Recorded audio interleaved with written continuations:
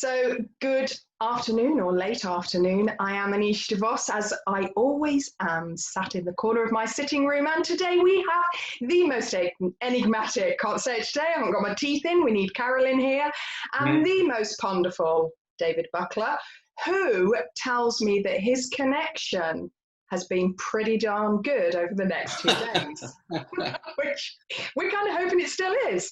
So, Kiss of death. Is it there, David? Have you got it? Kiss of death. Yeah. Kiss of death. Yeah, we shouldn't have said it. See? Zoning in and out again. So enough of our frivolity. Today we've got one of our usual kind of arsy subjects, and we're going to ask the question, why does legality override moral standards? Which is probably a massive question, but we're going to do it in quite short space of time.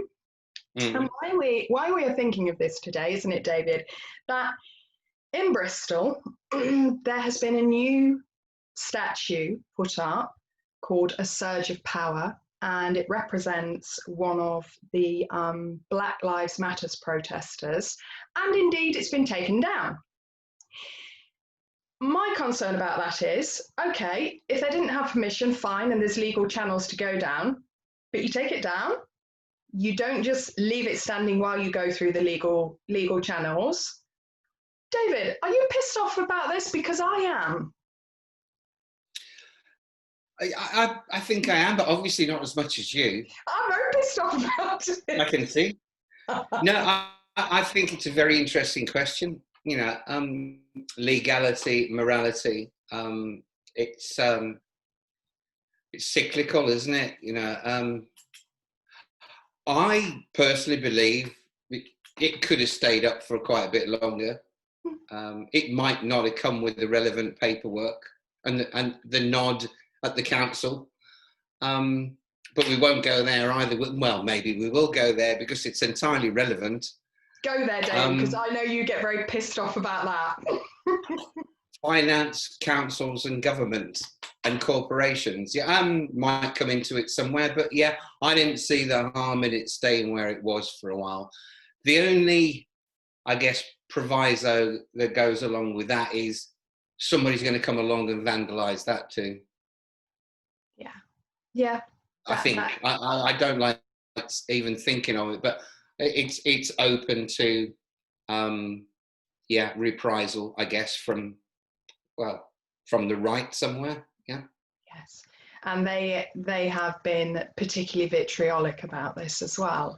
And I don't like to talk of like they, us, but this has become that. Yeah. This has become that. Well, I don't feel qualified really to go in depth in the subject itself. I mean, me personally, from a moralistic point of view, it hurts. But I guess I can't help being distant from it because of who I am. Yeah. Yeah, that is very, very true. Because of whilst I have every support for what's going on with Black Lives Matter, etc., and their voice, I don't feel qualified to broaden it. Yeah.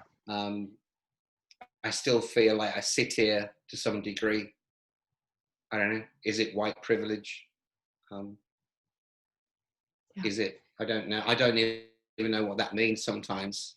That's how much I think my opinion sort of flounders somewhere. Yeah. Yeah, because we are speaking out for something that does not affect us in that same way. But I think that when you stand up and be an ally, then it is time to speak out. Yeah. So I think complacency is a form of support for the other side somewhere. Yeah. Absolutely, and that's certainly what seems to be the message that's coming across, that by not commenting, that as in no comment whatsoever, that is a form of support even. So in terms of this legality overriding moral standards, Now that's a place where you can stand, David, I'm sure. Yeah, absolutely. And what did make me smile is that, I don't know, it's slightly out of context, but Banksy's just sprayed the inside of a tube carriage with warnings around COVID, depicting, don't know exactly, but rats, face masks, that sort of thing, symbolising the spread of the virus inside a tube train carriage. And I guess that's still there. I was just about to say, is that tube carriage going to be taken out then and put somewhere else? Well, it's a work of art, Banksy has isn't permission. it? So there we go. There's the difference on the works of art and what's acceptable. And there's a massive undertone in that, isn't there? So we seem to be living in very curious times in terms of what people believe morality means to them. And surely a society is cohesive in its joint sense of morality. So if we're having one rule for one and one rule for the other, then surely that's why society has got this division. As I said, I don't like to say that there's an, them and us. Yet surely isn't the fabric of society about shared morality that you as an entirety can work towards?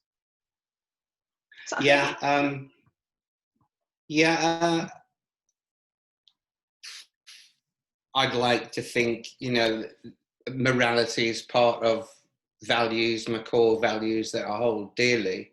I guess as to some extent is a sense of what is legal and what is illegal. After all, the fabric of society is woven together by a legal system, I guess.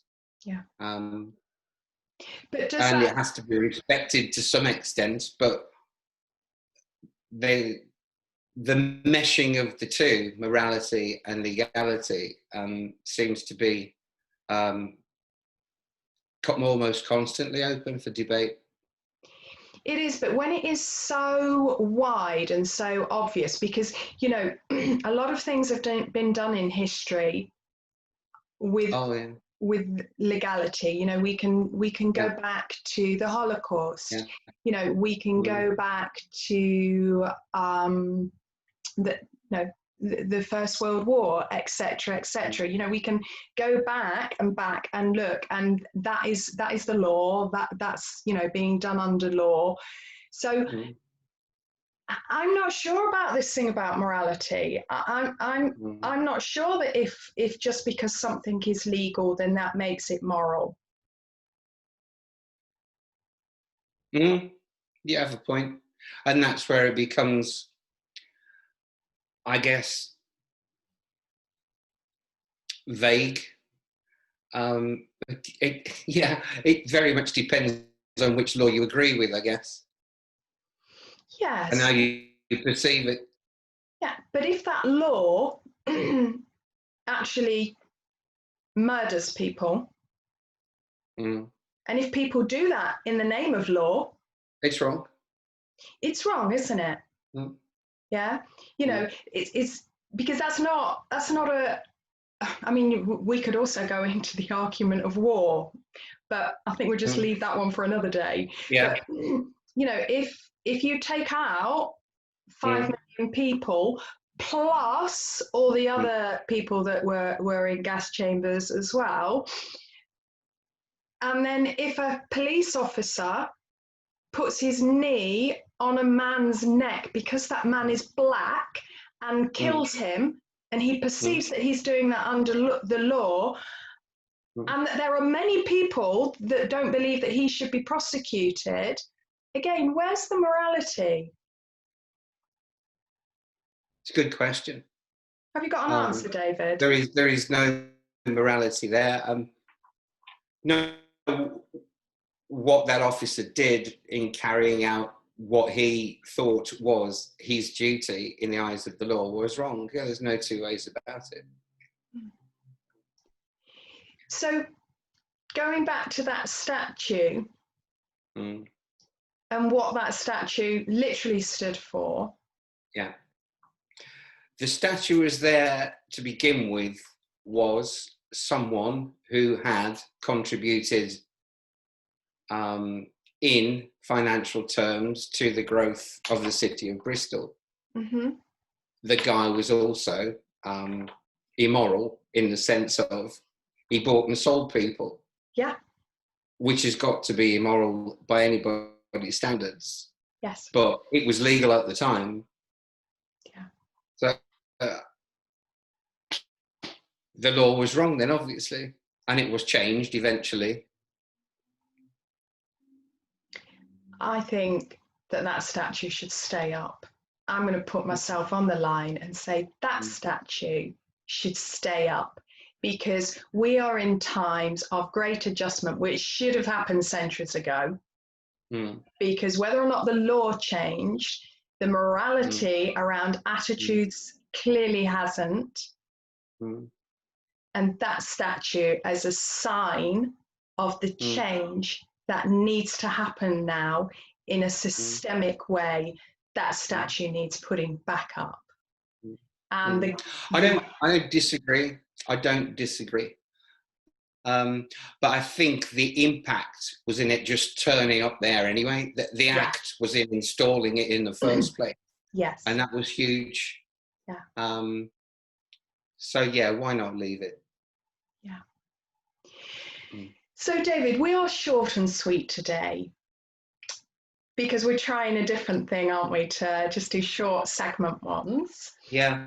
Are we any further in why does legality override moral standards? Well, I just think wonderful answer. Yeah, I think we've just more or less agreed that there have been some bloody awful laws, and one would hope that from a moral point of view they can be questioned and continue to be questioned. I stand on the moral ground, I suppose. Don't suppose, I know. It doesn't mean I am holier than anybody else, no. But my point of view is from a moral standpoint. That's what I guess what I'm saying. Yeah. Does it warrant breaking a law? Sometimes it does. Yeah. Yeah, because how can anything change if we don't challenge it? Isn't it? And that statue symbolises the changes that need to occur. Definitely. And the fact that it's been taken down signifies what needs to change. That this one rule for one and one rule for the other, we need to be getting rid of this. We need to be looking at this in a broader and more moral, compassionate, human way. Yeah. And I'd love to have been a fly on the wall in that council chamber when somebody was signing off the machine to come there and take it down, and what the thinking was behind it. I mean, that would have been interesting. You know, David, I often wish that you were a fly, because you often say, I wish I was a fly on the wall. You're often like a bloody bumblebee buzzing in and out with your connection. But I actually wish that you were a fly, because I think that your lovely mind would gather such views and accounts of what goes on in these offices in the face of a world response in the support of Black Lives Matter. A group of people sat down and said, well, it didn't fit with our legal process, so we're going to take it down. Wow. It does sound very, narrow-minded and stuffed shirt. Yeah. I would have preferred them to say, do you know what, it hasn't fitted with the legal process. So what we're doing is we're going through it now, and do you know what, isn't that a really beautiful statue? Isn't that a beautiful work of art? Leave it alone and put it back up. Should we end on that note, David? Why not? Right.